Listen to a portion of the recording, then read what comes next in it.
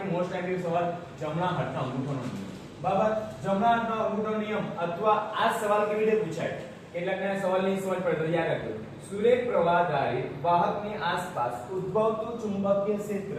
શું યાદ રાખવાનું? ઉદ્ભવતું ચુંબકીય ક્ષેત્ર. બરાબર, માટે કયો નિયમ આવે છે અને એની આકૃતિ દોરો. કયો નિયમ આવે? આને શું કહેવાય? જમણા હાથનો અંગૂઠાનો નિયમ. એટલે પહેલો જવાબ થઈ ગયો જમણા હાથનો અંગૂઠાનો નિયમ. ચાલો, મારો જમણો હાથ ક્યાં છે? આયો. બરાબર, પકડો.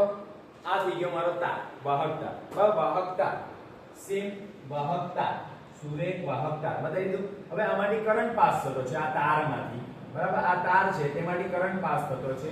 તો મારો અંગૂઠો નીચેની તરફ છે. તો અંગૂઠો શું બતાવે છે?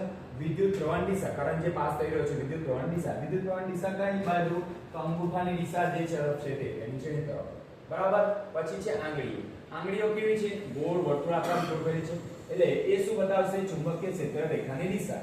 બરાબર, તો સેક્શન બી માં પૂછાય દાખલો લખવાનું કે જમણા હાથના અંગૂઠાની અંદર જ્યારે વિદ્યુત પ્રવાહ પસાર કરવામાં આવે ત્યારે આપણે જમણા હાથથી આપણે પકડીએ છીએ વિદ્યુત પ્રવાહ વિદ્યુત સુવાહક તારને. બરાબર, ત્યારે જમણા હાથમાં બરાબર જે અંગૂઠો જે દિશામાં હશે તે દિશામાં વિદ્યુત પ્રવાહની દિશા હશે અને જે આંગળીઓ હશે બરાબર તે આંગળીઓ ચુંબકીય ક્ષેત્ર રેખાની દિશા બતાવે છે.